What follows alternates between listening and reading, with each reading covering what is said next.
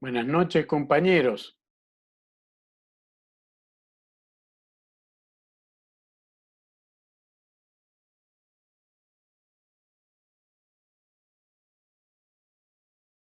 Hola, ¿me escuchan? Doctor, buenas noches. Buenas noches, compañeros. Mil disculpas, estuve hasta recién en el webinar. Tenía que haber terminado puntual, pero como saben, a veces los disertantes se toman más tiempo y el que le toca último es el que peor la lleva. Sí, lo estuvimos escuchando, doctor. Ah, sí, qué bueno. Qué bueno. Ese es un problema de responsabilidad social, llevar las mascotas a cautiverio o a los animales que no son mascota en realidad, ¿no? Así es, doctor. Así es. Y después tenemos los problemas de qué hacemos con esa biodiversidad.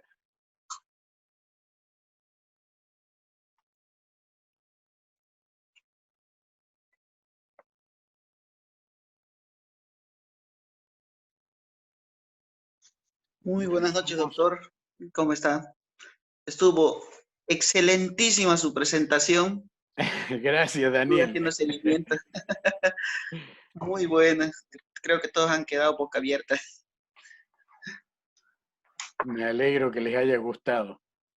Más que nada estaba dirigida a biólogos y veterinarios, que son los que más trabajan con esta problemática, pero no deja de ser una problemática, por eso Senda Verde hizo este webinar, porque el tema es que cada vez más gente lleva los animales que ya no pueden tener y no los pueden tener porque la biodiversidad silvestre no está hecha para eso.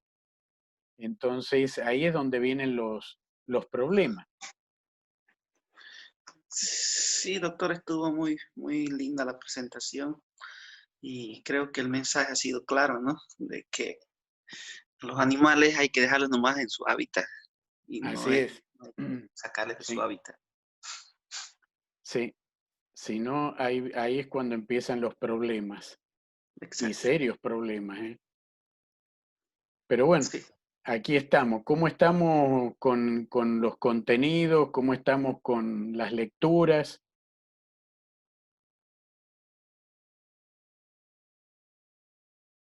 ¿Cómo estamos con eso? ¿Todo bien?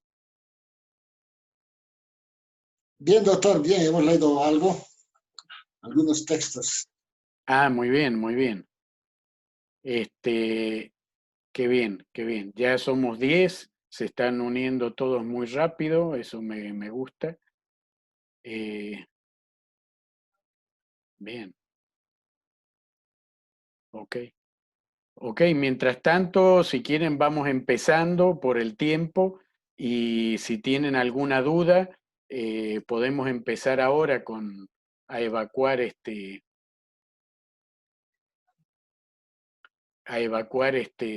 cualquier duda, cualquier pregunta al respecto de los contenidos. Estoy abierto a todo. Ustedes me dicen.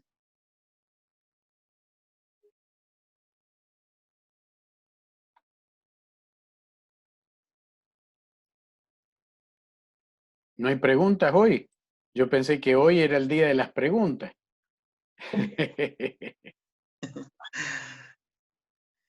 Debería ser hoy el día de las preguntas, hoy es jueves. Después no se olviden que el fin de semana tienen el, el foro evaluativo.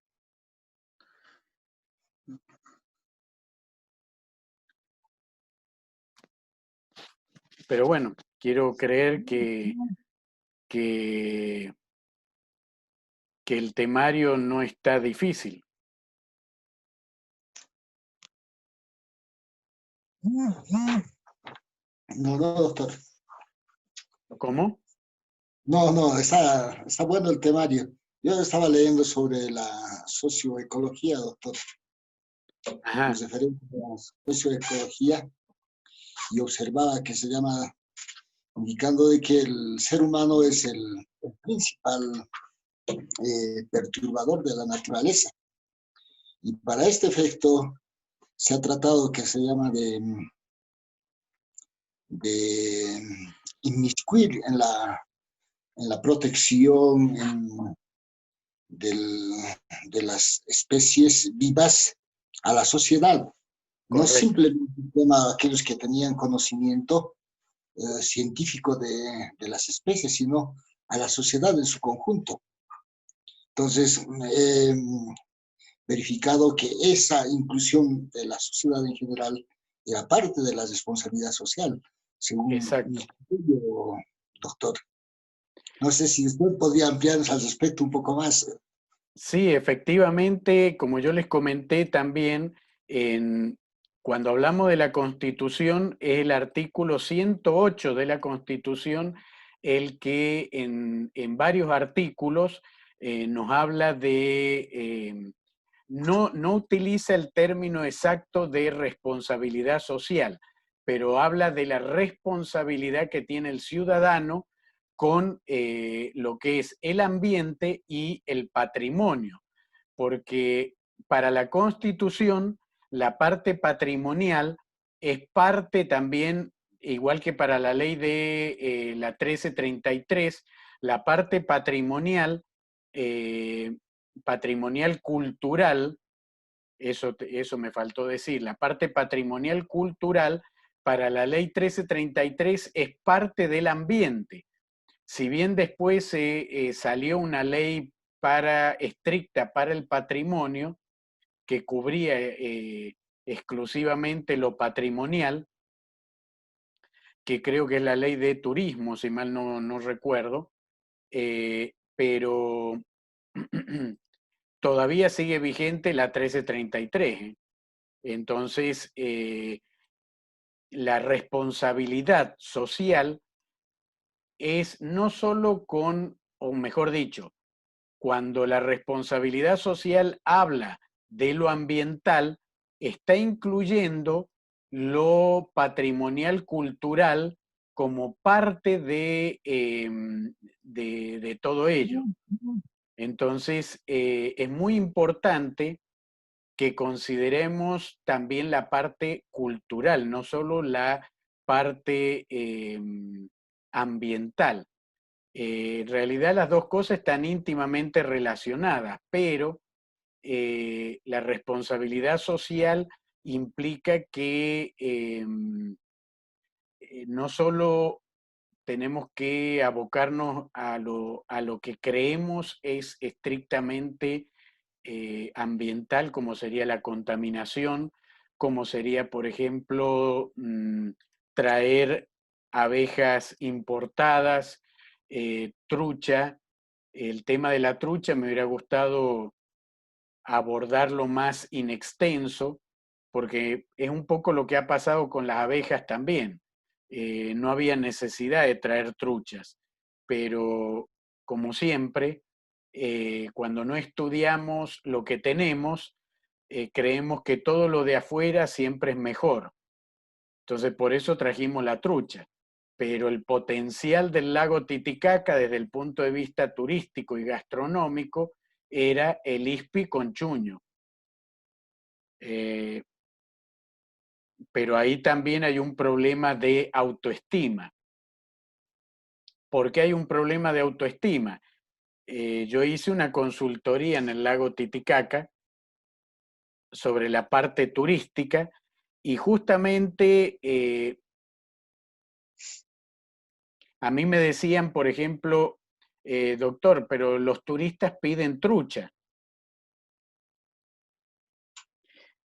Claro que sí. ¿Qué van a pedir los turistas? Si lo único que saben que hay es trucha, van a pedir trucha. Pero el turista no va a pedir algo que no sabe que existe, como el ispi con chuño. Si ustedes hacen una encuesta y le preguntan a los turistas, ¿usted sabe lo que es el ispi con chuño? El turista le va a decir, no tengo ni idea. Entonces ahí está el problema. ¿Por qué el turista pide trucha? Porque usted le está ofreciendo trucha y encima barata. Entonces, una trucha en Estados Unidos cuesta $70 como mínimo. Y un pedacito así de trucha, ¿eh? No una trucha entera como uno puede comer en Copacabana. Entonces, si por $3 yo me puedo comer una trucha entera cuando en Estados Unidos me cuesta 70 un pedacito así, obvio que me voy a comer 20 truchas, voy a comer trucha todos los días, claro. Pero así no se maneja el turismo. Y me dijeron, ¿y cómo se maneja? Fácil. Ustedes sigan vendiendo trucha, pero tienen que cambiar la carta. ¿Y cómo la cambiamos a la carta? Fácil. En la carta pongan la trucha, pero pongan también el plato fundamental, original, único del lago Titicaca. Ispi con chuño.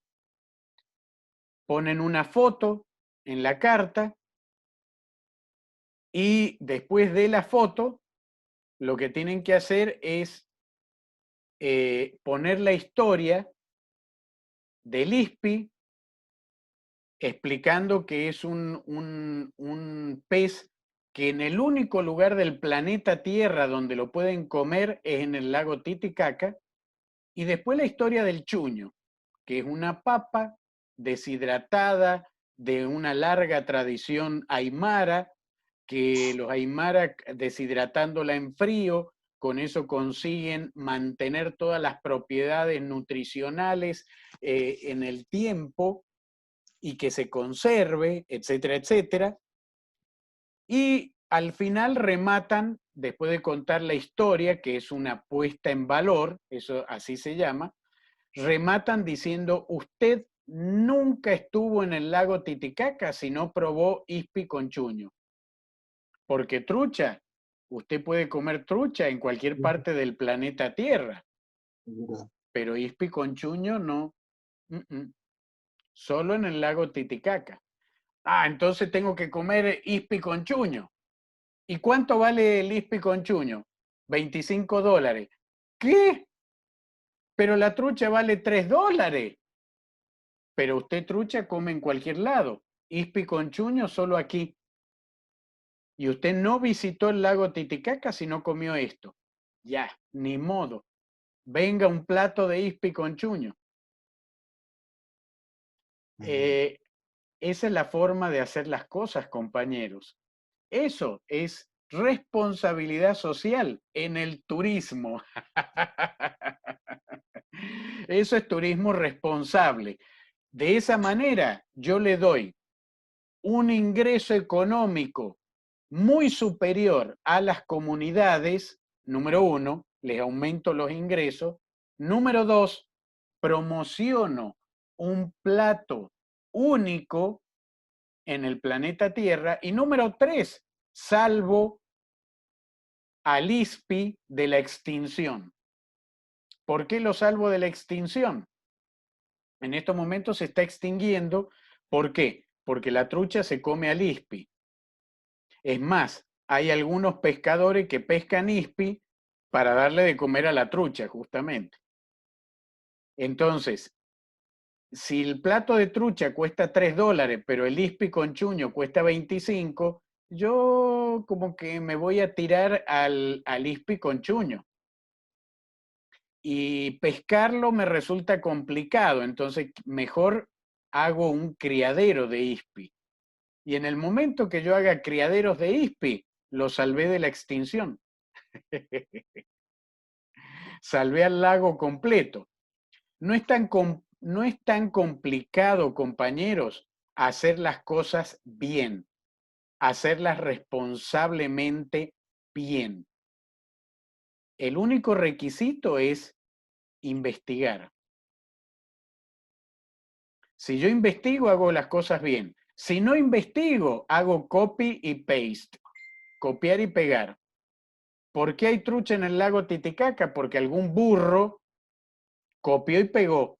Algún burro le dijeron, hermano, ¿querés ganarte unos pesos? Las comunidades del lago necesitan reactivar su economía. dame una propuesta económica. Ay, no sé qué hacer. A ver, buscaré en internet. Busco en internet la trucha. Sembraremos trucha. Y con eso han hecho un desastre. Un desastre.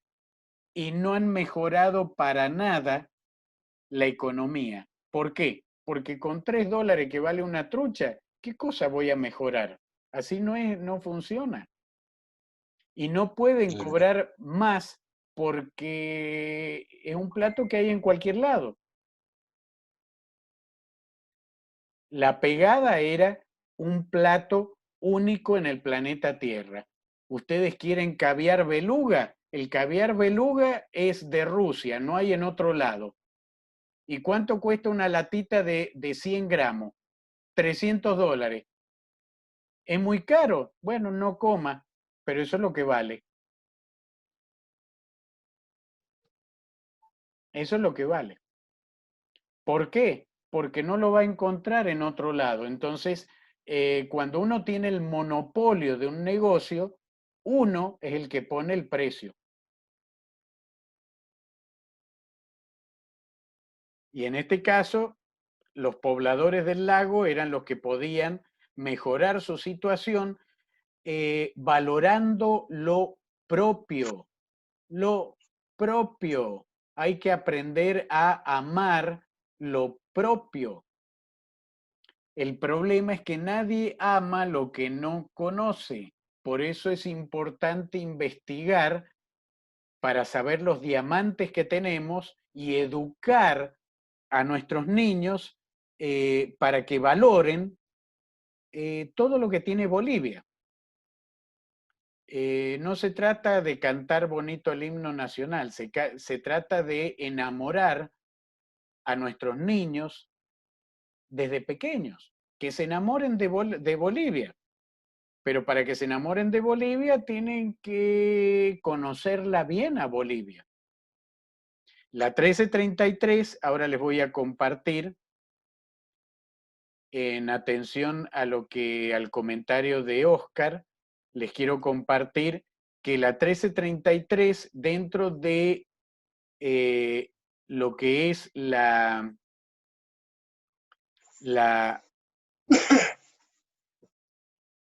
ya somos 13, ya tenemos más de la mitad, pero la 1333 dentro de las responsabilidades sociales ambientales incluye lo patrimonial. Y lo patrimonial es justamente lo que nosotros tenemos que utilizar como herramienta para enamorar a los bolivianos, a los extranjeros con Bolivia. Esa es la herramienta. A ver, fíjense el título de esta diapositiva, Mantecani. Qué triste. Veamos un poquito de qué se trata esto. Mantecani es una localidad que está entre la ciudad de La Paz y Oruro. Está justo yendo hacia Oruro a mano izquierda en la supercarretera que hizo Morales. Cerca de Patacamaya. Exactamente, exactamente. Bastante antes de Patacamaya. Pero el tema ¿cuál es? Que cuando uno mira a la izquierda,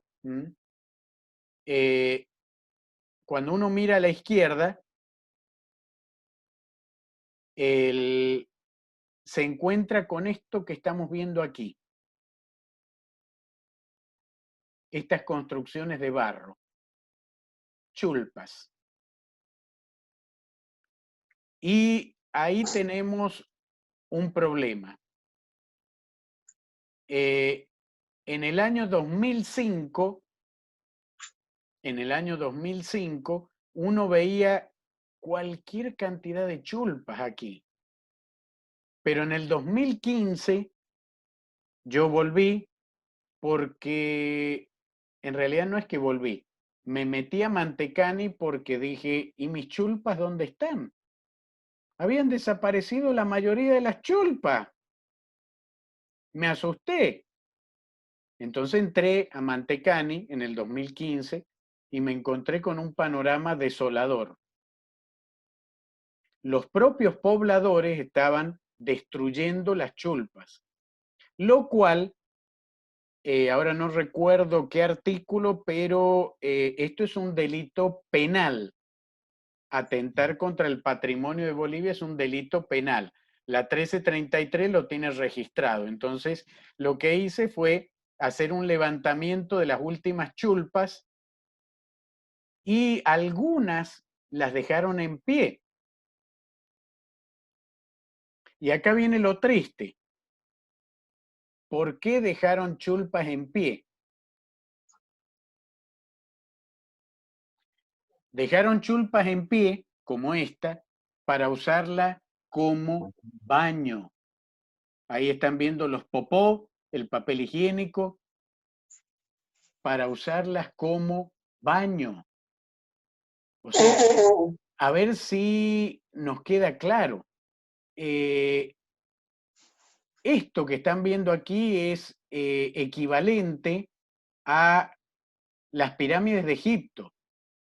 Son monumentos mortuorios de nuestros ancestros. La realeza aymara confió a sus descendientes que iban a estar a buen resguardo aquí. Y sus descendientes están usando la chulpa como baño.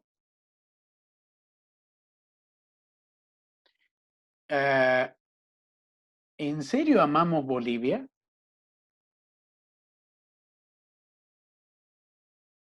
Y no me digan, yo sí amo Bolivia, porque ya les he dicho, a mí las excepciones no me interesan. Yo siempre voy a hablar por la generalidad. Y recuerden, estadísticamente generalidad es el 51%. Ahí están viendo el interior de una chulpa. Popó, papel higiénico, popó, papel higiénico. Qué bonito, ¿eh? Qué bonito. Bueno, acá estamos con mi esposa y mi hijita viendo, atestiguando cómo, perdón un minuto, pero a ver,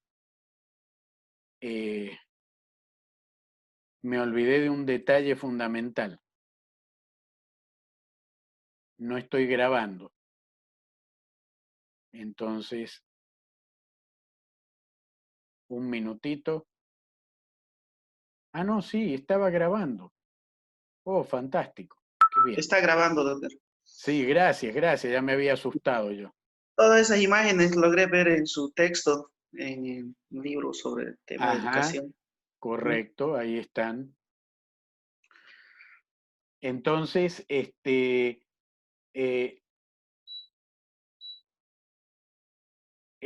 aquí tenemos un problema.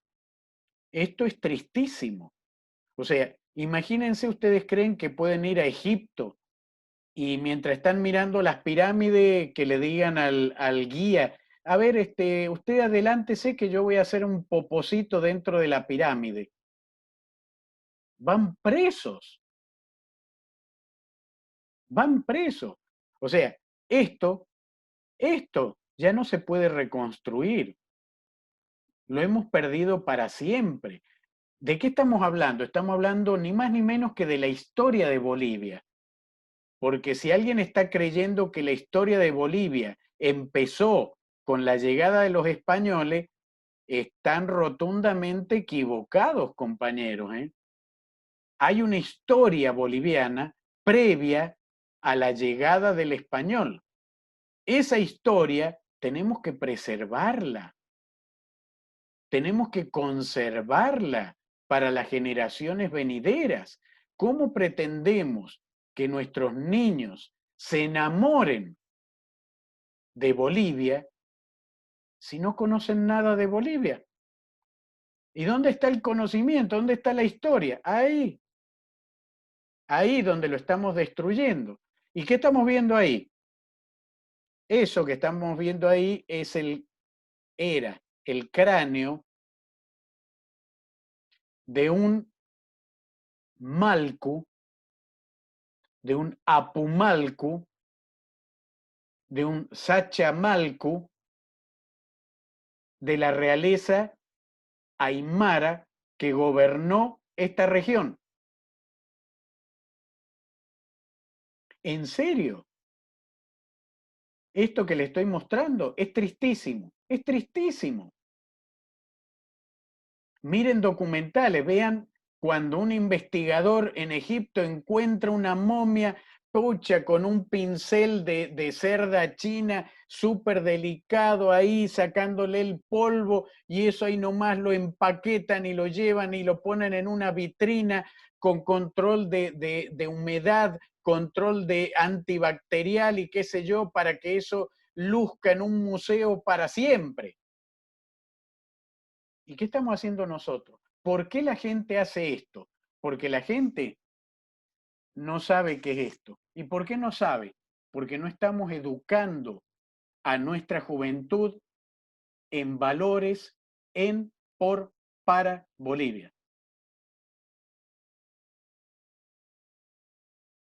Y después decimos, pucha, no queremos a Bolivia. Para querer un país uno tiene que enamorarse del país. Y para enamorarse de un país uno tiene que conocer o que le hagan ver las maravillas que tiene ese país. Bolivia tiene diamantes en bruto por todos lados, tiene cosas maravillosas, pero no las sabe mostrar y las está perdiendo o las está peor, destruyendo todavía. Entonces, ¿qué están haciendo aquí? Yo hablé con los pobladores de Mantecani. Le dije, señores, además, esto tiene mala onda, que de noche rondan los espíritus, entonces necesitamos espacio para sembrar papa y esto nos estorba. Entonces voltean la chulpa y lo que está dentro, y bueno, mala suerte lo que está dentro. ¿Qué es lo que está dentro? Esto está dentro. Ahí estoy documentando. Esta chulpa la voltearon entera. O sea, apenas ha quedado ahí alguito que testimonia que alguna vez hubo una chulpa. Y los huesos de la realeza aymara, acá debe haber habido un Malcu, un Sacha Malcu, un Apu Malcu, un no sé qué cosa Malcu, que gobernó esa región durante no sé cuánto tiempo, que habrá hecho obras, que habrá ganado guerras. ¿Cuántas cosas podría haberse contado? Y lo perdimos para siempre por un acto de irresponsabilidad social. Acá estamos viendo la calota, acá una chulpa que ya está por destruir. Y esto es tristísimo, que pasen estas cosas. Yo fui en La Paz al Museo Tiwanaku, que está en el Prado, en la parte de atrás del ex Radisson. Mostré la foto y ¿qué me dijeron? Doctor, es que el gobierno no nos da dinero para ser puesta en valor, para la parte de museología no tenemos dinero, no tenemos... Un pueblo se nutre de cultura. Y cuando un pueblo no tiene cultura propia, se enamora de la cultura ajena. Entonces después, en vez de que le guste la música boliviana, ¿qué es lo que les gusta a nuestros jóvenes? Reggaetón.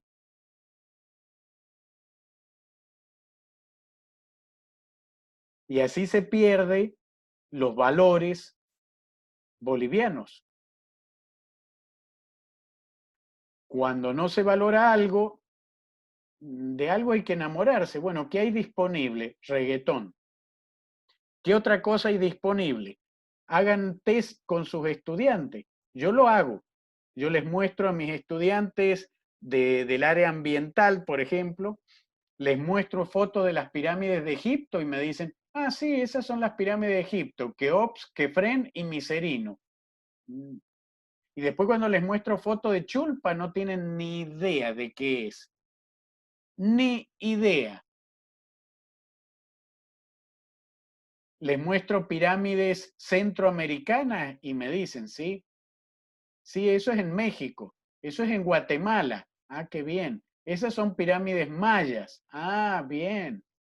Y cuando les muestro Chulpa, nada, nada. ¿Ok? ¿Qué es lo que nos dice el artículo 108 de la Constitución del Estado Plurinacional? Nos dice justamente que en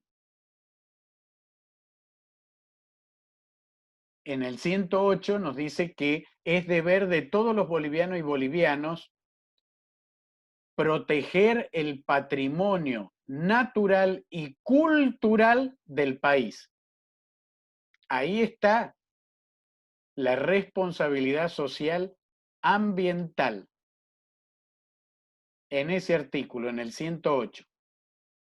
No me acuerdo qué subítem.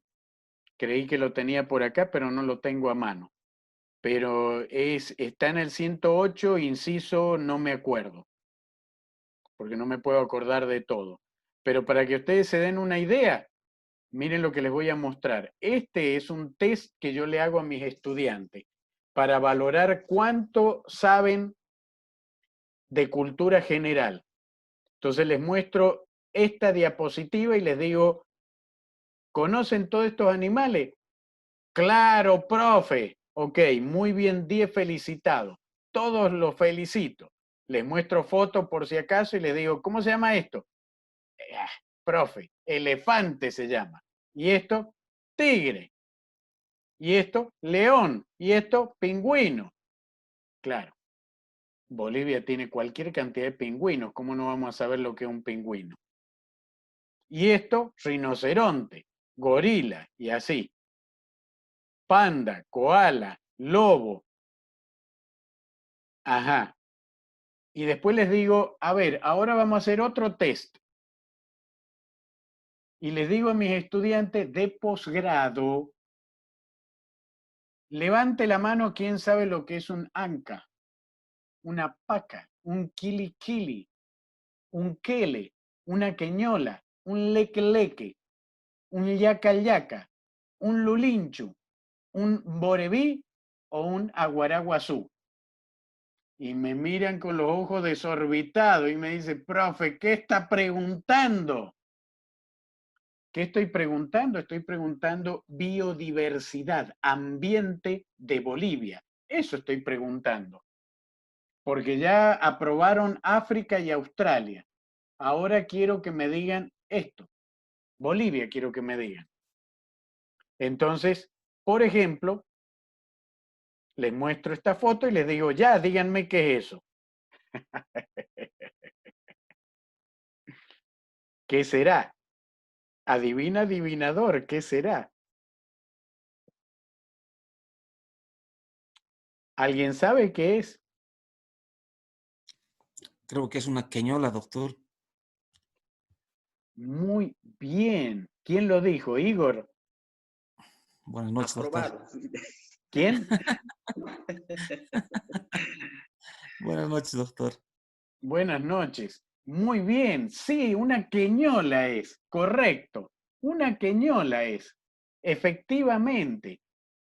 La única ave endémica del lago Titicaca.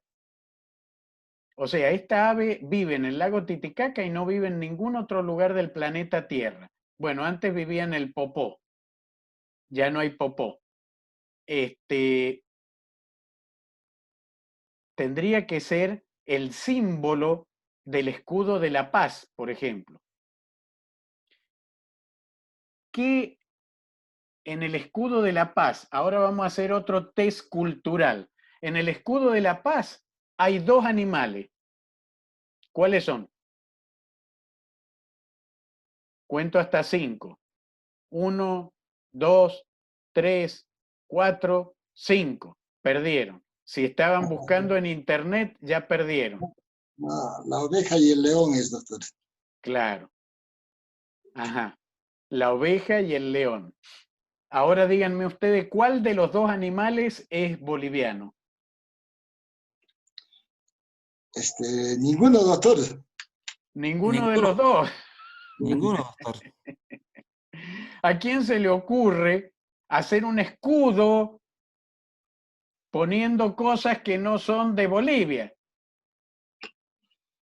Bueno, ese escudo lo hicieron los europeos, doctor, en la, Ajá. en, No en me la cabe época de duda la de eso, colonia. querido amigo, pero ¿y nosotros que no podemos hacer algo al respecto? ¿Por qué no ponemos una queñola ahí? Era. Claro.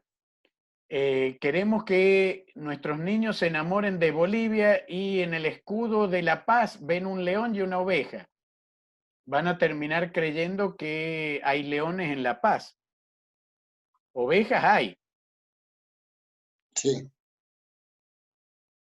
No sé si alguien ve películas bolivianas. Yo sí. ¿Nadie ve cine boliviano? Vemos, doctor. Ah, me parece muy bien. Hay que apoyar el cine boliviano, compañeros, ¿eh? Hay que apoyar el cine. Bueno, en realidad hay que apoyar todas las expresiones culturales de Bolivia, porque en la medida que dejemos de apoyar las expresiones culturales bolivianas, las expresiones culturales bolivianas se van a ir perdiendo. Entonces también es un acto de responsabilidad mantener viva la cultura boliviana. Entonces, esta película de el director ítalo-boliviano, italiano y boliviano, Paolo Agassi, es excelente, pero hay que prestar mucha atención a los detalles, porque esta película muestra el problema de la responsabilidad social ambiental en la parte educativa. ¿En qué parte? Presten atención. Hey, mira qué manera de patalear. Apenas si pueden elevarse, de vez en cuando están arriba, en el aire pueden volar bien. Y te tomaste la molestia de venir desde Baviera, nada más por eso. ¿Las chocas? No, por supuesto que no. En realidad estoy buscando el buceador de Titicaca, el Rolandia microptera, una ave que no puede volar, una ave que tiene que vivir siempre aquí.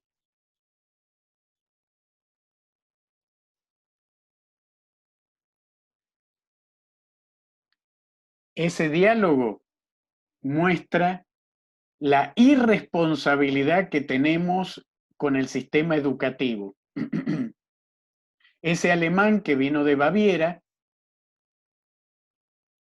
va a Copacabana, se enamora de esta niña que vivió toda su vida en Copacabana. Y esa niña, lo único que conocía del lago donde vivió toda su vida eran las chocas. Y tuvo que venir alguien de Alemania porque la niña le dice ahí, ¿viniste de Baviera para ver chocas? ¿Y qué le dice el alemán? No, yo vine a ver el buceador del Titicaca, el Rolandia microptera, que es el nombre científico. Vine a ver la queñola. Y la niña dijo, ¿y eso qué es? Y hay otra escena que el alemán le tiene que mostrar lo que es porque ella, que nació en Copacabana, estudió en Copacabana, vivió toda su vida en Copacabana, no tenía ni idea de lo que era. Eso pasa cuando la educación no está contextualizada. ¿Y por qué no tenemos una educación contextualizada? Porque no estamos haciendo los deberes, compañeros. ¿Qué deberes? no tenemos libros bolivianos para el sistema educativo. Entonces, como no tenemos, copiamos y pegamos. O contratamos a una editorial española para que nos haga los libritos a nosotros. ¿Cómo debería ser? Los investigadores deberían escribir libros para el sistema educativo boliviano.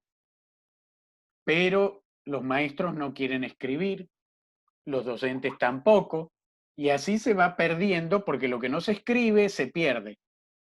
Entonces vamos perdiendo cultura y nos vamos casando con la cultura disponible, y la cultura disponible es la que viene de afuera, nos guste o no nos guste. Entonces escuchamos música foránea, de lo nuestro no conocemos una papa, y como no conocemos, no sabemos lo que es una chulpa, entonces las perdemos, las destruimos, porque no sabemos lo que es, no lo valoramos. Mantecani podría vivir, en lugar de vivir de la papa, podría vivir del turismo. Si hiciera una puesta en valor de los chulpares. Pero no tienen idea de lo que tienen entre manos. Entonces, como no tienen idea, lo destruyen. La queñola está al borde de la extinción.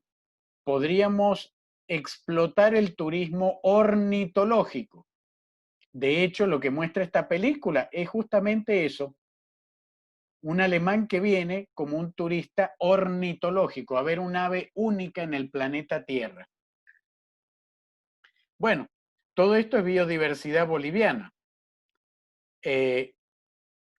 Obviamente, acá están todos los animalitos que no sabemos ni cómo se llaman.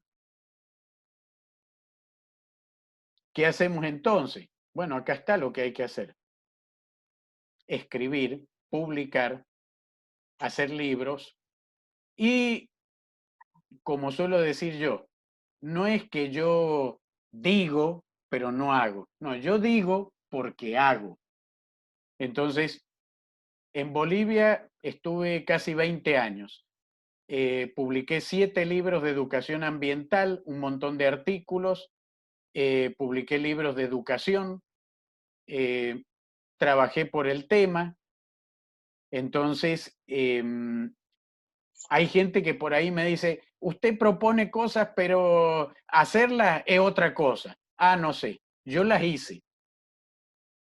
Si yo las hice, usted las puede hacer también. Que no quiera, eso es asunto suyo. Pero no me diga que no se puede hacer. Porque hay mucha gente que cuando yo doy este tipo de charlas me dicen, mire, ¿sabe qué? Vaya con su sugerencia a otro lado, porque usted no conoce Bolivia, en Bolivia no se puede publicar libros.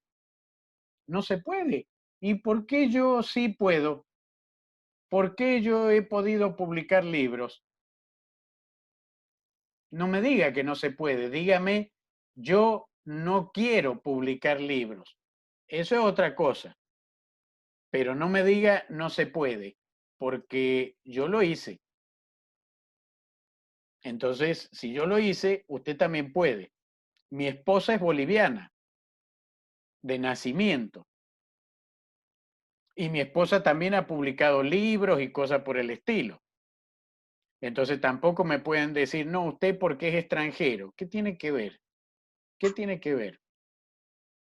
Que además cuando yo ya publiqué libros en Bolivia, yo ya no era extranjero.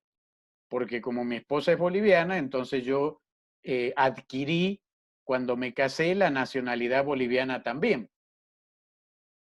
Entonces, a los fines prácticos, yo también soy boliviano. Aquí no se trata de buscar excusas.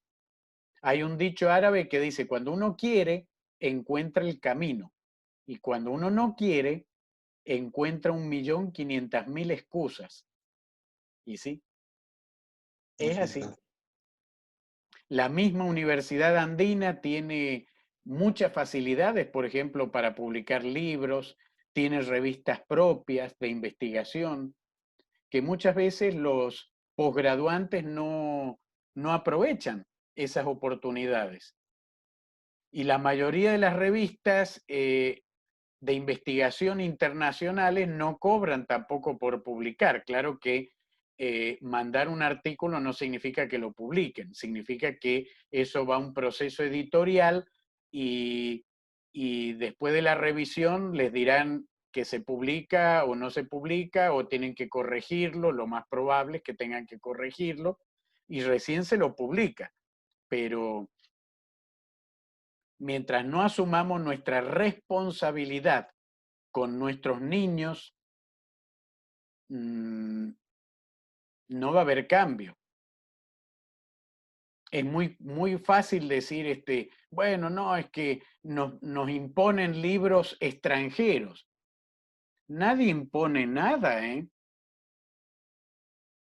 Lo que pasa es que los políticos, ¿qué hacen? ¿Tenemos material para producir nuestros propios libros? No. ¿Y entonces qué hacemos? Bueno, no sé, digámosle a una empresa española que nos haga los libros y listo. ¿Y la empresa qué hace? ¿Busca material boliviano? No hay. Entonces le metamos nomás con África, Australia y qué sé yo.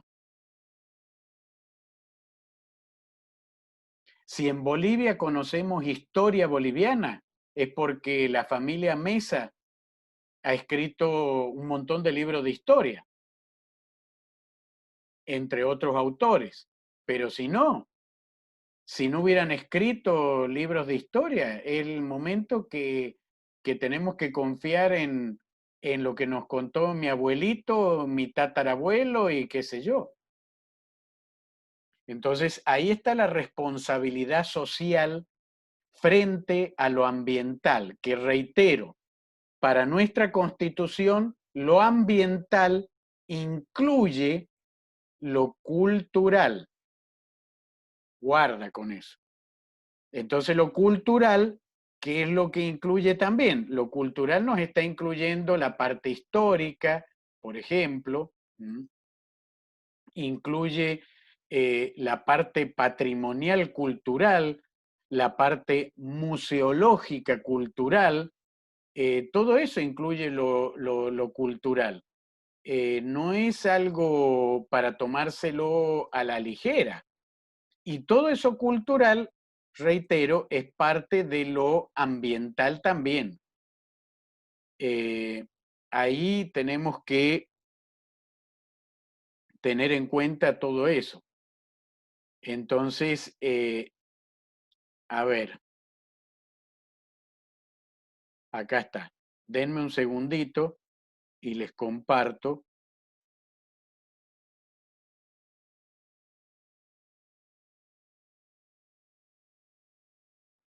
Lo encontré por fin.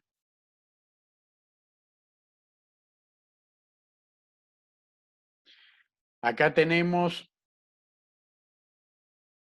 el artículo 108 de la Constitución actual.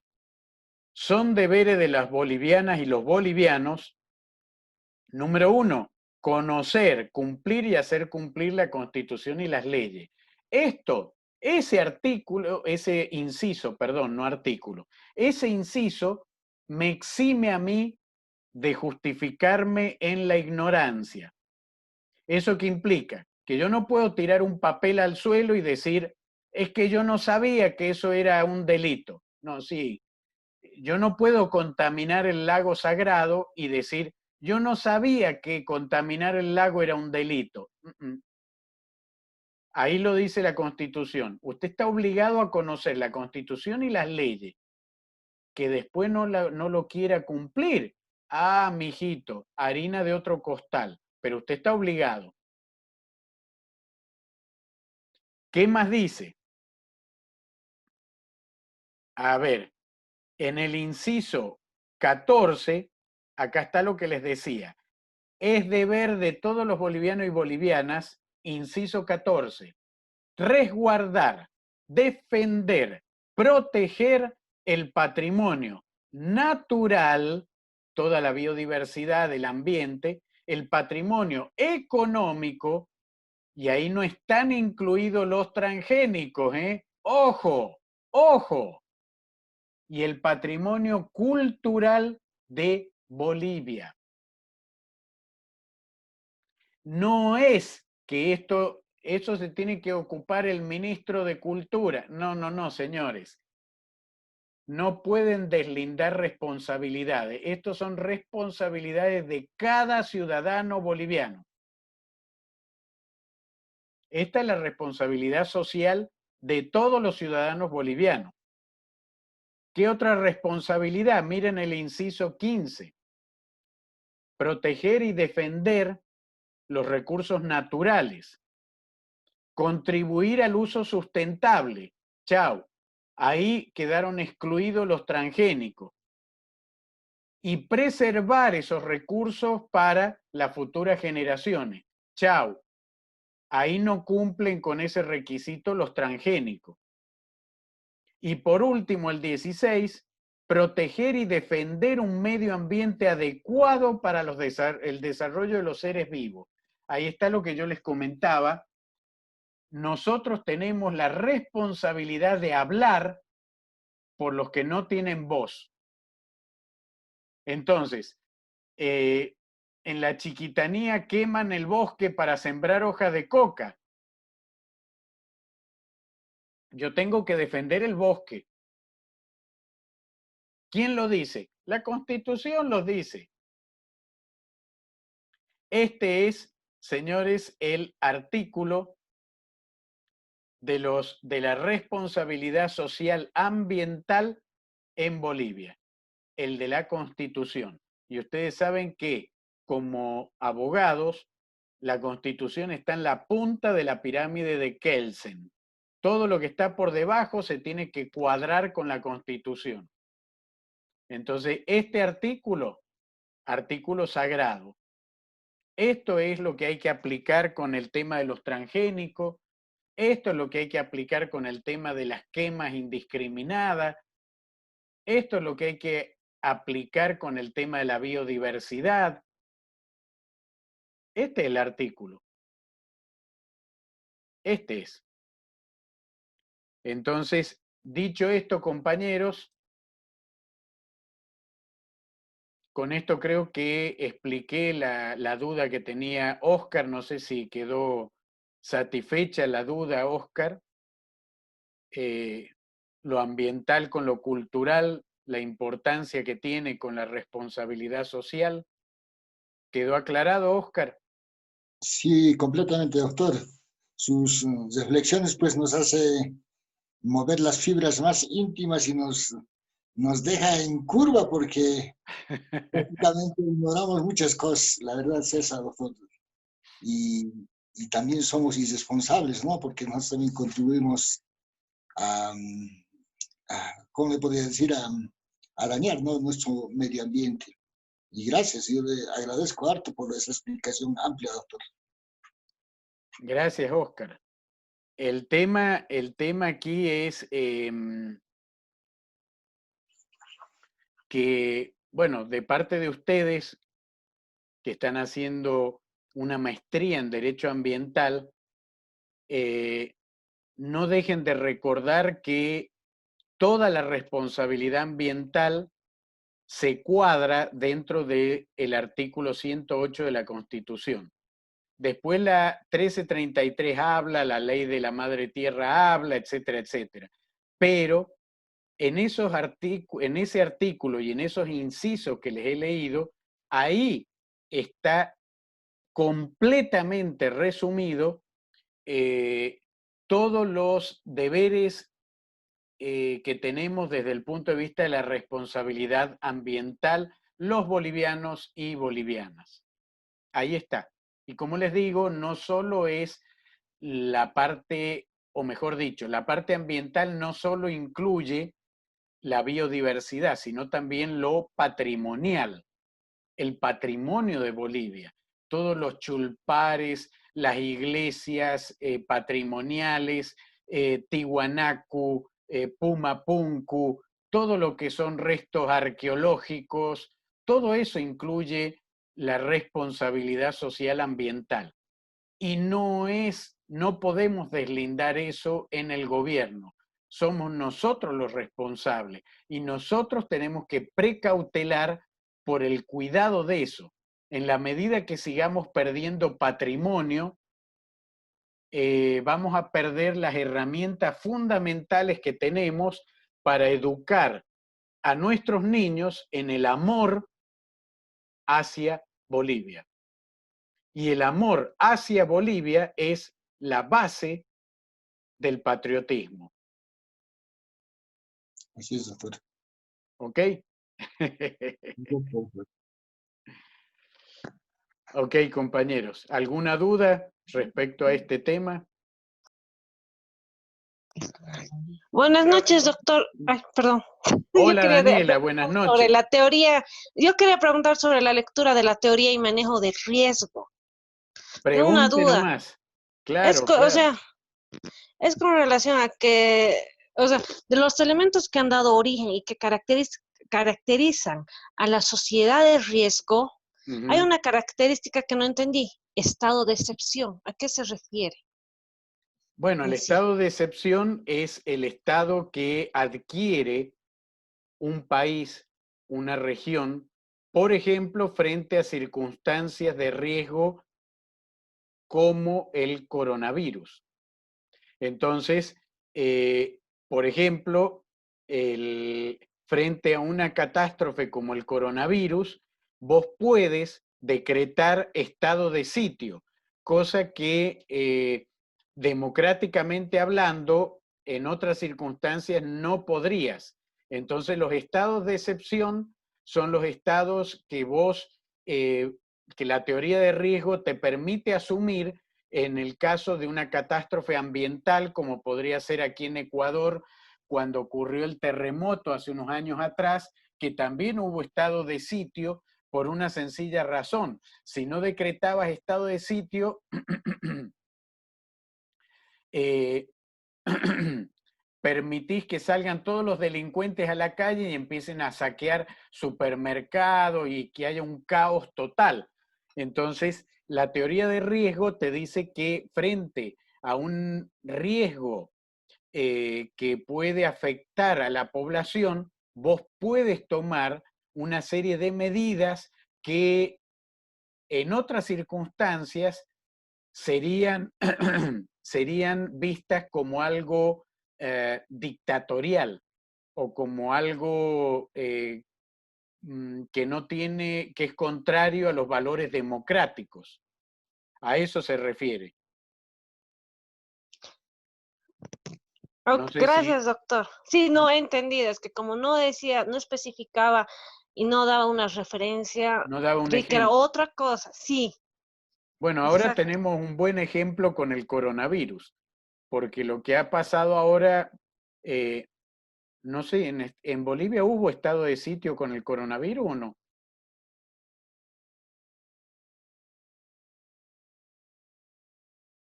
No, no, doctor, no ha habido estado de sitio. Ah, no. Ah, bueno. No, Por ejemplo, en Ecuador sí. En Ecuador, desde las 14 horas de la tarde, era estado de sitio. Si usted salía a la calle, se lo llevaban preso.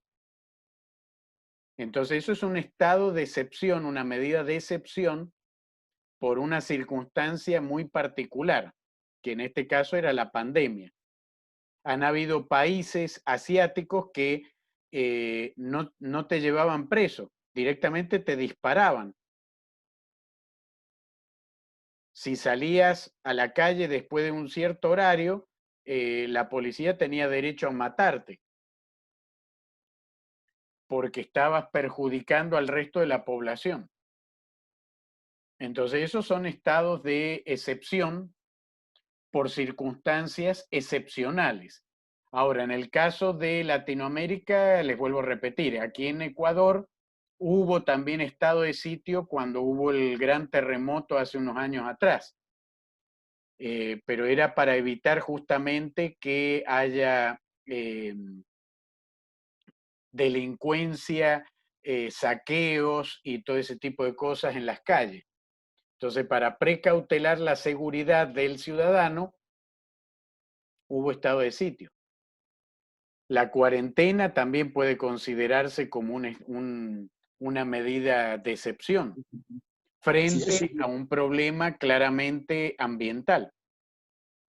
Sí, eso es lo que se ha dispuesto acá en Bolivia, pero no con la figura de estado de sitio, sino como un estado de excepción, restringiendo algunas situaciones, ¿no? de las personas. Correcto. Para que, sí, doctor. Acá en Ecuador sí hubo estado de sitio.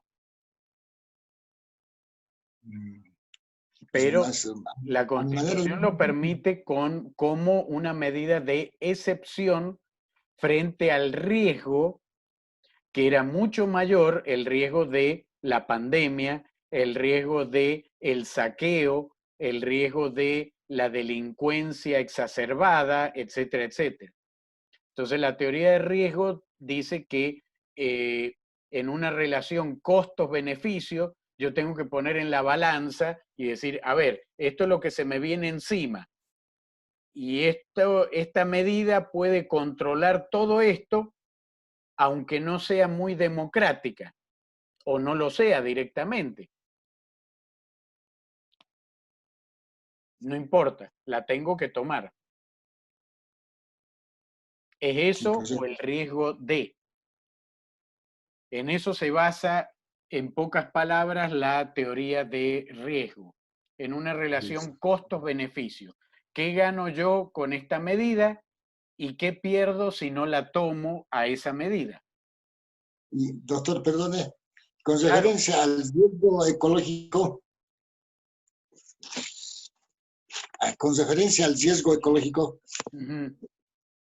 ¿qué nos podría decir? Porque estaba leyendo alguna parte de la teoría del riesgo agropecuario, específicamente que se había dado en Argentina, en algunos países, ¿no?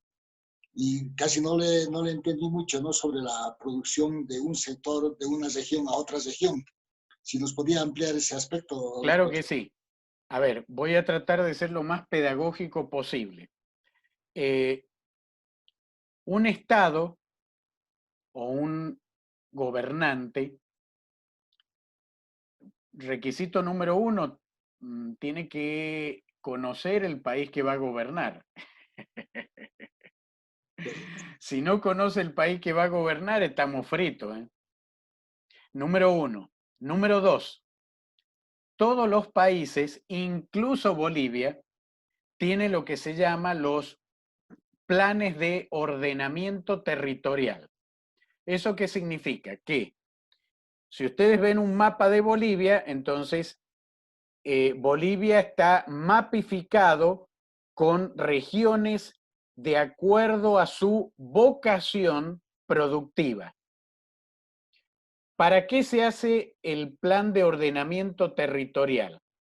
Para administrar adecuadamente un país. Entonces, hay regiones que tienen vocación productiva para la caña de azúcar.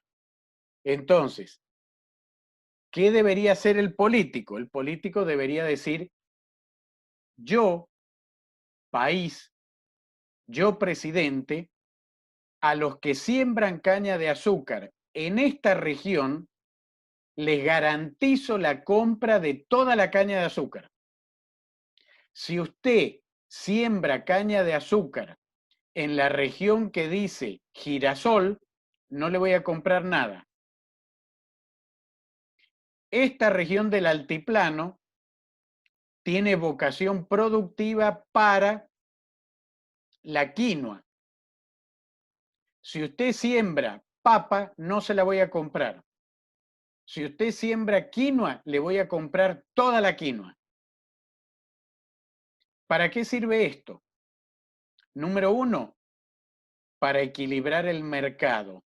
Número dos, para maximizar las ganancias. Número tres, para que todos ganen equitativamente. Para eso sirve eso. Entonces, ¿por qué ganarían todos equitativamente? Porque si yo siembro quinoa en una región apta para la quinoa, voy a tener la máxima producción posible, pero es una región pequeña, correcto, es una región pequeña, eso me garantiza el mejor precio en el mercado internacional. Ahora, si el precio internacional es alto y yo me pongo a sembrar quinoa en esa región de quinoa, pero también donde el ordenamiento me dice papa, donde el ordenamiento me dice frijol, donde el ordenamiento me dice haba, todo eso lo ocupo con quinoa, inundo el mercado con quinoa y un año después el precio de la quinoa cae. Y todos los que sembraron quinoa quedan en la ruina económica total. Entonces el ordenamiento territorial me ayuda a administrar el mercado y a garantizarle al campesino, antes de la cosecha, yo le puedo garantizar cuál va a ser la ganancia. Pero necesito un político de verdad para eso.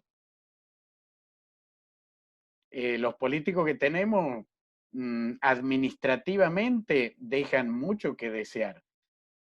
Bolivia tiene ordenamiento territorial desde que yo conozco Bolivia, pero ningún político los respeta, ningún político se mete con eso, a nadie le importa nada, el que quiera siembra donde le da la gana, no siembran hoja de coca en el altiplano porque no han encontrado la forma, pero ya van a encontrar. Y no se respeta. Entonces, ¿cuál es el problema? El problema, ahí viene el riesgo de no respetar la vocación productiva. Si yo respeto la vocación productiva y planto lo que tengo que plantar en cada territorio, no corro riesgos. Ahora, si yo amplío ese territorio y lo hago enorme, ahí entra en juego el síndrome del blanco. ¿Cuál es el síndrome del blanco? Ya lo sufrió Bolivia. Ahora se los explico. A ver, si yo tengo un rifle y les digo a ustedes, dispárenle a una mosca que está a 100 metros de ustedes, ¿qué posibilidades de pegarle a la mosca tienen?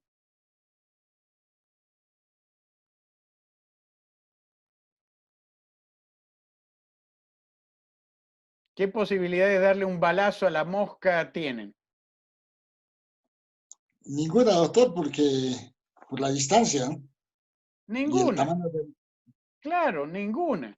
Ahora, si ustedes usan el mismo rifle y yo les digo, dispárenle a un edificio a 100 metros, un edificio enorme, ¿qué posibilidades de pegarle al edificio tienen?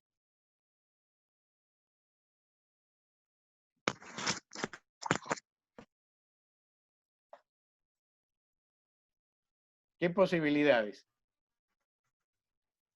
Mayores posibilidades, doctor, por el tamaño y la distancia. Claro. Obviamente que le van a pegar al edificio. Es fácil. Un edificio es una mole enorme, no hay cómo no pegarle. Eso se llama el síndrome del blanco. A ver, ¿cómo se aplica esto en el riesgo ambiental agropecuario? Si yo tengo una extensión de tierra sembrada pequeña, hay muy pocas posibilidades que caiga una plaga ahí. Si la extensión de tierra es enorme, las posibilidades de que la bala le pegue son muchísimas. Eso pasó con la plaga de langosta hace un año atrás, o hace varios años atrás en Bolivia. Sí. O sea, cuando yo no respeto el ordenamiento territorial y amplío demasiado un territorio, ¿qué hago? En lugar de tener una mosca, tengo un edificio enorme para que la plaga, que es la bala, le pegue. Y le va a pegar, le va a pegar. Y la plaga se va a transformar en plaga, como pasó con la langosta. a mí me preguntaron en varios programas de televisión, ¿yo qué hubiera hecho? No se puede sembrar latifundios infinitos hasta donde se pierde la vista de girasol, de soya y qué sé yo.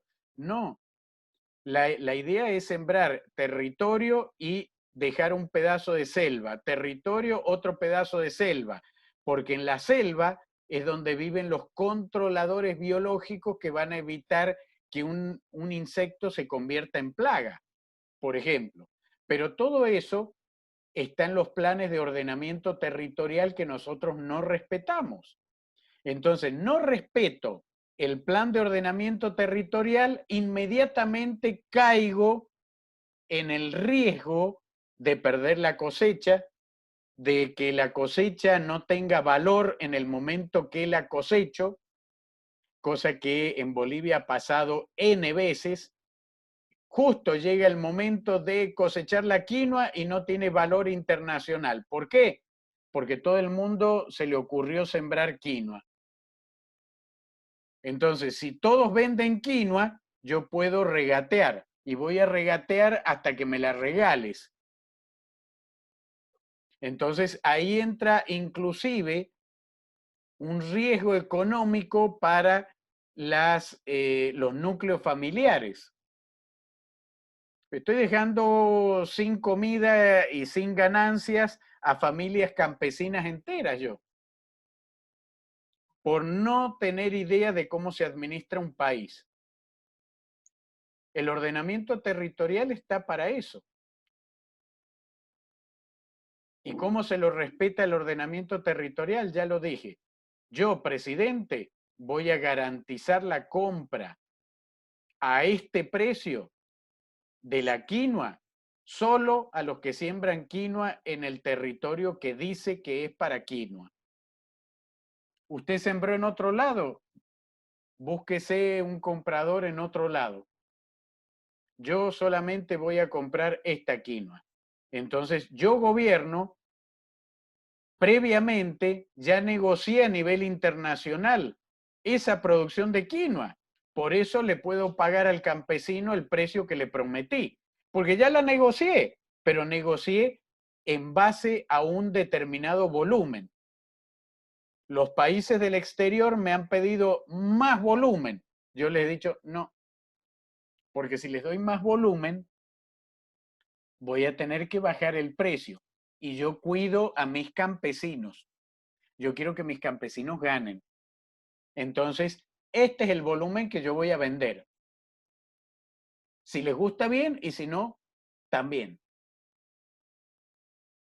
Así es como se negocia, compañeros. Un buen político cuida sus pollos.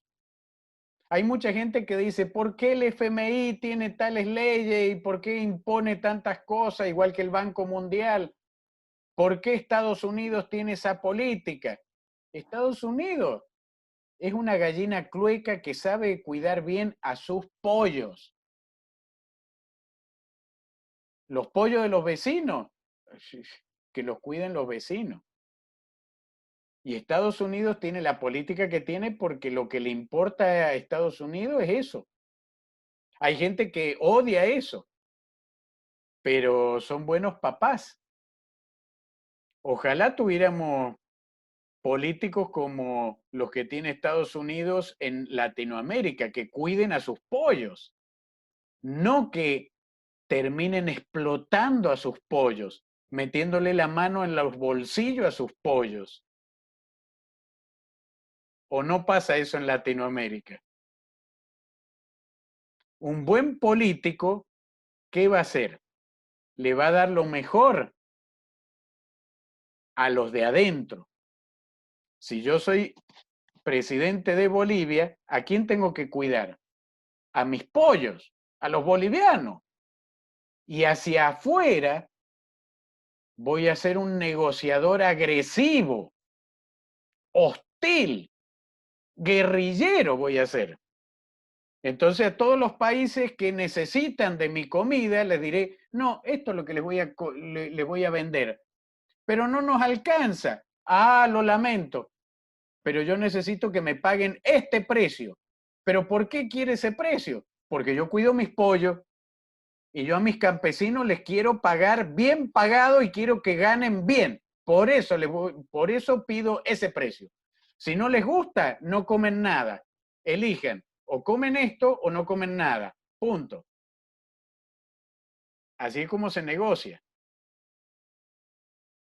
Ahora, ¿qué hacemos en Latinoamérica? En Latinoamérica, no, ustedes siembren lo que ustedes quieran. Después cae el precio internacional. ¡Ay, qué macana!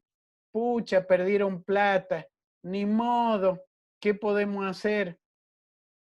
Pero no vemos negociando a nuestros políticos en el exterior en forma agresiva como hacen las grandes potencias. No lo vemos a eso. No salen. Se quedan en su casa los políticos latinos. Viven bien, disfrutan de todas las bondades que les da el pueblo. Así no se hace. Así no se hace.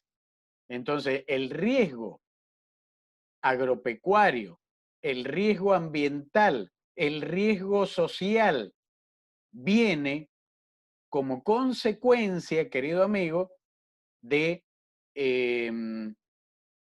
no respetar el ordenamiento territorial, en este caso, en primer lugar, y en segundo lugar, de no cumplir con la responsabilidad social política de saber administrar un país.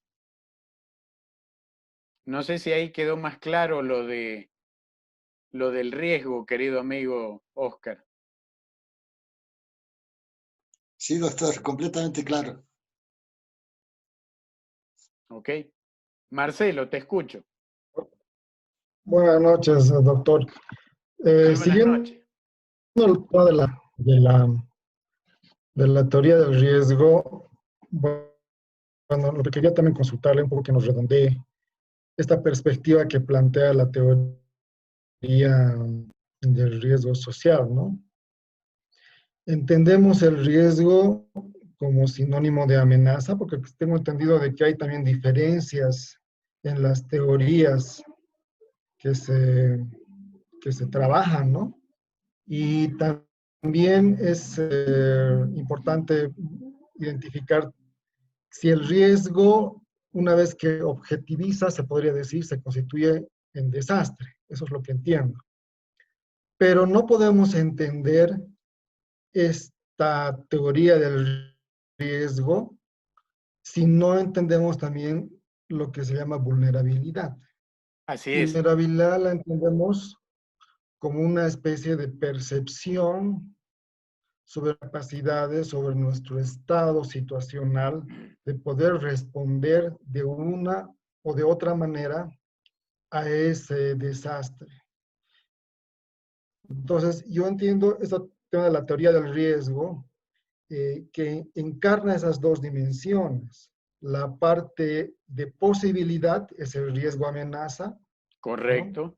Vínculo, que es el desastre, es la objetivación del riesgo, y la vulnerabilidad, que es la respuesta. Estos dos ámbitos sí o sí se tienen que entender en esas dimensiones. No podemos separarlo, no podemos entenderlo de manera separada, ¿no? Y ahí cuando entramos a hablar de cambio climático, ingresamos a hablar de adaptar. ¿Estoy en lo correcto, doctor? Estás totalmente en lo correcto. Ahora, hay una especie de matrimonio entre lo que es amenaza y vulnerabilidad. Un minuto que estoy dándole la entrada a otro participante.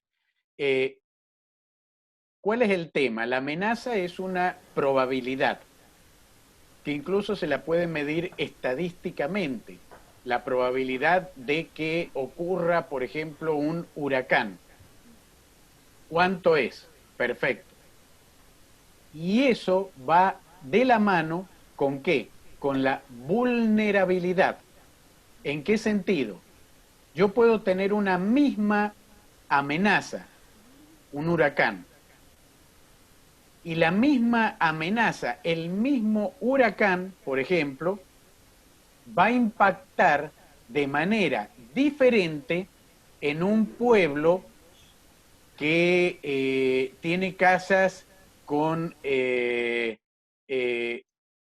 adobe, casas de caña y qué sé yo, que en un poblado que tiene edificios antisísmicos, que tiene defensas contra vientos huracanados y qué sé yo. Entonces, ahí yo digo, el pueblo A es un pueblo más vulnerable que el pueblo B frente a la misma amenaza.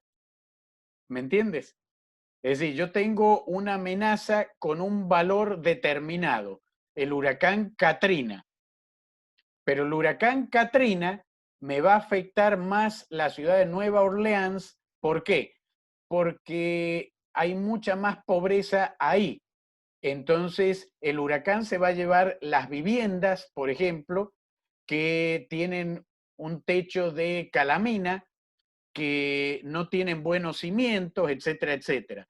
Pero si el huracán llega qué sé yo, a la ciudad de Kansas, que ya tiene una tradición de huracanes y qué sé yo, no va a mover un dedo. Ahí la gente tiene refugios anti-huracanes, están todos. Ahí no va a pasar nada. Entonces, el mismo huracán, la misma amenaza cual y cuantitativa tiene un impacto diferente según la vulnerabilidad. ¿Correcto? La vulnerabilidad es el factor que puede cambiar las cosas en esta ecuación.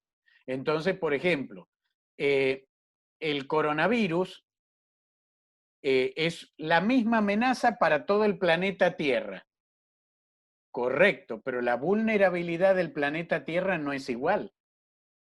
Si yo vivo en un lugar donde tengo un servicio sanitario de hospitales, donde todas las camas tienen respirador, por ejemplo, la vulnerabilidad es menor, es mucho menor. Si yo estoy en una ciudad donde, además del servicio sanitario, mira lo que te digo, además del servicio sanitario que abastece a toda la población, yo me encuentro con una población que tiene una alimentación muy completa, la vulnerabilidad es menor también. Es decir, voy disminuyendo el grado de vulnerabilidad frente a la misma amenaza. Ahora, esa misma amenaza, si agarra a un pueblo en África, por ejemplo, donde la salud es un desastre y la alimentación ni te cuento, pero seguramente la vulnerabilidad va a ser del 100% y se van a morir todos. Entonces, la amenaza es la misma, pero la amenaza va a variar en función a la vulnerabilidad. Ahora, frente a eso, ahí aparece el otro concepto que es la adaptación. Ese es un concepto que por lo menos yo no le creo. No le creo absolutamente nada. ¿Por qué no le creo? Porque no se puede. A ver, hay un cambio climático. Vamos a poner un ejemplo hipotético. Y lo vamos a poner, por ejemplo, en Uyuni.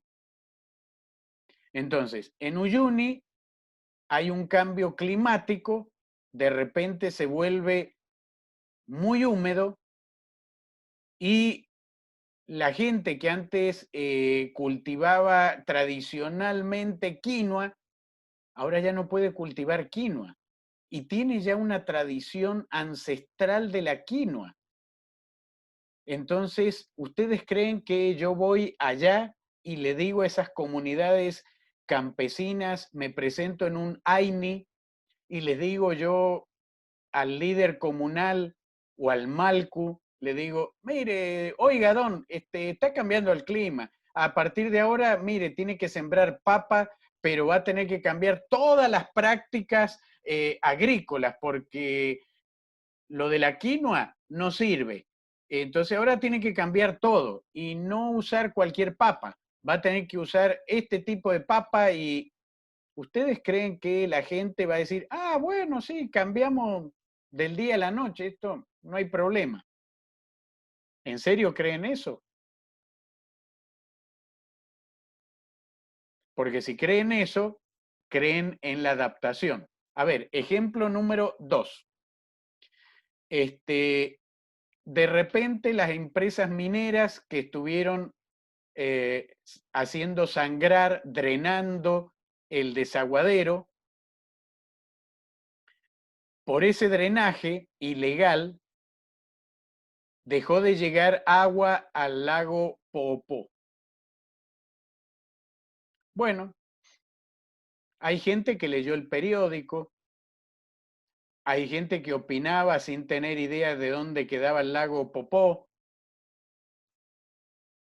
Yo no. Yo agarré y me fui al lago Popó, como lo hice tantas veces. Y lo recorrí entero al lago Popó. Escribí un artículo, lo pueden bajar creo que tienen el link por ahí al artículo que escribí. En una revista peruana de ecología lo publiqué. Y hablé con todos los pobladores del lago Popó. Hablé con la población Uru, con los Uru Murato hablé. Y ellos me transmitieron su odio, su resentimiento frente al gobierno. ¿Por qué? Porque Uru, ¿qué significa? El pueblo del agua. ¿A qué se dedicaba el pueblo Uru? A la pesca. ¿Desde cuándo? Desde que existe el pueblo Uru. A la pesca. ¿Y qué hicimos nosotros? Le fregamos su ecosistema entero, que ya venían sufriendo, ya venían sufriendo, porque las mineras también le han contaminado y ellos tenían que tomar agua con una cantidad de metales pesados impresionante, lo cual me recuerda a alguien que yo hice un programa de televisión y habló al programa diciendo que yo hablaba estupideces, porque él también había visitado el lago Popó y él había visto que la gente del lago Popó hervía el agua antes de tomarla.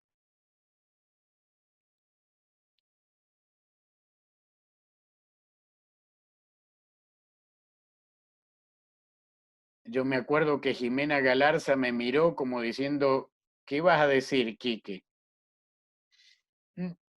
Yo tuve que contar hasta 100, ¿qué le voy a decir? Tuve que buscar la manera más diplomática, porque lo primero que se me ocurrió fue decirle, ¡burro! ¿Qué tiene que ver que hiervas el agua? Hirviendo el agua vas a matar a las bacterias, pero no vas a sacarle el plomo al agua, burro. Es más, todo lo contrario, al hervir el agua concentras más los metales pesados, burro. Pero bueno, busqué una forma más diplomática de no decirle burro. Encima, para peor, se presentó como ingeniero químico. Yo no me hubiera presentado así, porque si no hubiera sido porque estaba en un programa de televisión, le hubiera dicho, volví otra vez a estudiar, hermano, porque te aplazaste con tu comentario. Pero bueno, son anécdotas. ¿A qué voy con esto? Voy a que a los Uru, durante décadas, los pusimos en una posición vulnerables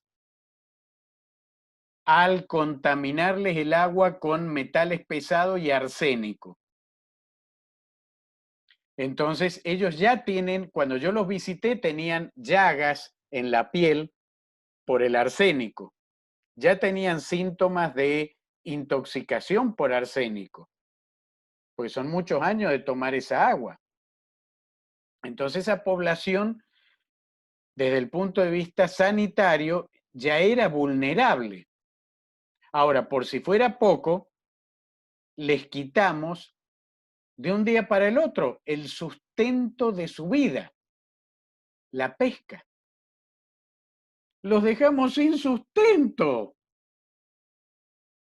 a un pueblo patrimonial boliviano, porque los gurus son Bolivia, los demás son Macana, pero los gurus son Bolivia, 100% boliviano, 100%. ¿Ok? Yo hablé con ellos,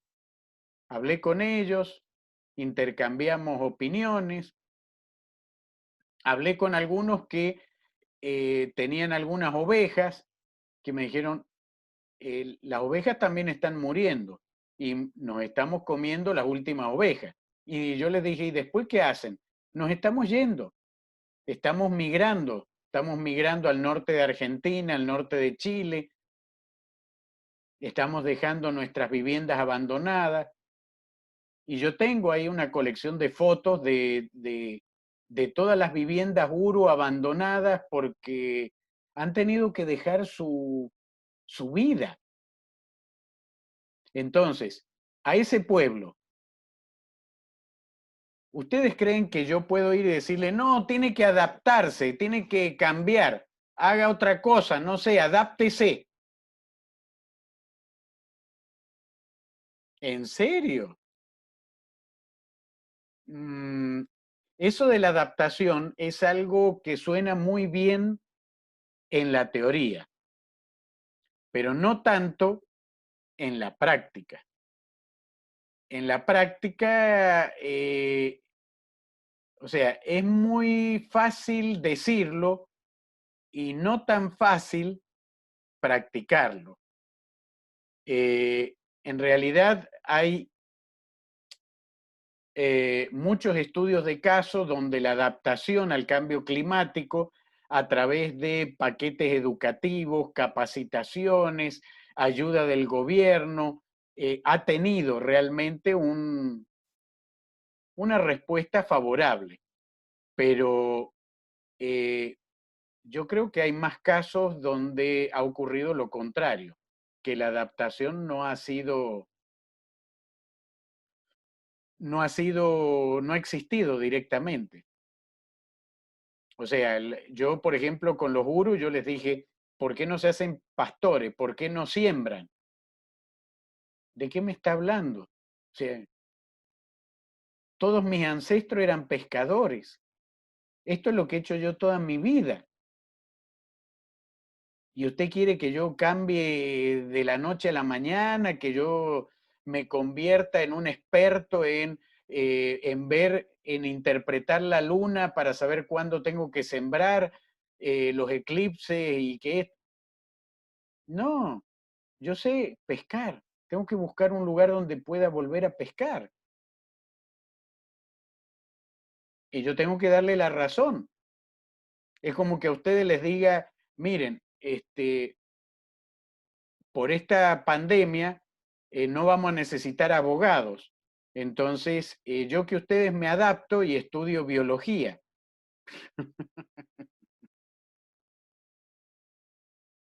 No sé, ¿lo harían? Ahí está la respuesta a la adaptación. Ahora, hay una etapa intermedia que es la mitigación. La mitigación implica tomar medidas que de alguna manera amortigüen la amenaza frente a la vulnerabilidad. A eso le creo más. A eso le creo más. Mucho más. Doctor, perdón, la resiliencia. La resiliencia es la capacidad que tiene una sociedad o un ecosistema de recibir un impacto y amortiguarlo y recuperarse rápidamente de ese impacto. Pero la resiliencia también depende de la vulnerabilidad. Te voy a dar otro ejemplo. Volvamos otra vez a la ciudad de La Paz. ¿Tú de qué parte eres, Marcelo? La Paz, La Paz. Ah, de La Paz, perfecto. Bueno, te voy a dar un ejemplo de La Paz. Por ejemplo, hace unos años atrás, ya no me acuerdo cuántos, pero ¿se acuerdan cuando en la zona sur hubo un deslizamiento de tierra y cayeron un montón de casas y qué sé yo? ¿Se acuerdan de eso? Bien. ¿Cuál es el ejemplo? A ver. Las lluvias que cayeron fueron las mismas para esa zona que para las zonas residenciales de la zona sur. Pero la vulnerabilidad era diferente. ¿Por qué? Porque las casas que estaban en la zona sur estaban sobre un terreno con más compactación, con más sustento y plano. En cambio, las otras estaban en una, ¿cómo se llama? En una pendiente, con un terreno mucho más lábil. Entonces, la amenaza era la misma, la vulnerabilidad era diferente y la resiliencia también. Porque la gente de la zona sur que le cayó esa tormenta grande, ¡ay! Bueno, sí, se me inundó el patio. Mañana saco el agua y ya está, ya vuelve a estar el patio como estaba. Resiliencia máxima. Ahora, la gente que se le cayó la casa entera por el deslizamiento del cerro y no le quedó un ladrillo que sirva, la resiliencia es cero. Es cero. ¿Cómo se recupera eso? ¿Cómo vuelvo al estado original? No sé si me entiende. Es decir, frente a una misma amenaza, la resiliencia va a depender también de la vulnerabilidad que haya en ese lugar, en esa sociedad, en ese ecosistema, etcétera, etcétera. Entonces, no son compartimentos estancos. No es que yo pueda hablar de vulnerabilidad como algo aislado. No, todo va de la mano. Si hablo de amenaza, eso tengo que llevarlo de la mano con la vulnerabilidad. La vulnerabilidad va de la mano con la resiliencia. Y eso va a ir de la mano con la mitigación, con la adaptación y todo aquello. Todo está vinculado. No sé si te lo aclaré o te confundí más, no sé. No, está absoluto, doctor, y solamente para complementar esta ley, la ley 600 del año 2014, la ley de gestión de riesgos, plantea, se podría decir, esas dos dimensiones de la teoría de riesgo. ¿Cuál es la ley, perdón, Marcelo? La ley 602 del 2014 de gestión 602. De riesgos. Sí. Esa no la leí. Y el artículo 20, por ejemplo, plantea que la gestión de riesgos debe incorporar de manera transversal, dice, y con carácter obligatorio y preferente los instrumentos de planificación del Estado. Y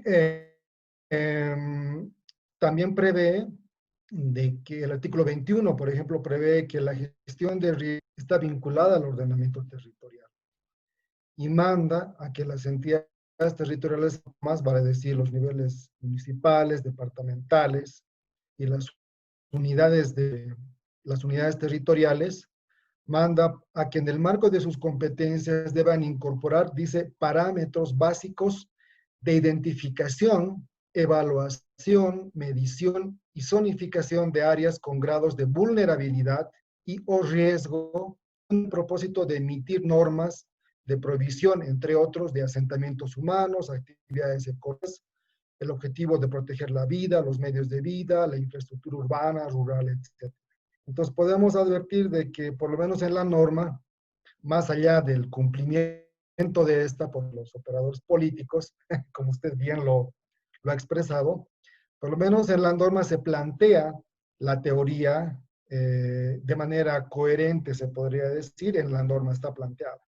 De allí a su cumplimiento ya obviamente dista mucho camino, mucho trecho, ¿no? Como se dice. Te agradezco, Marcelo. Acabo de anotar la ley, voy a bajarla de internet y la voy a leer. Me has dejado intrigado no la conocía la ley, no la conocía.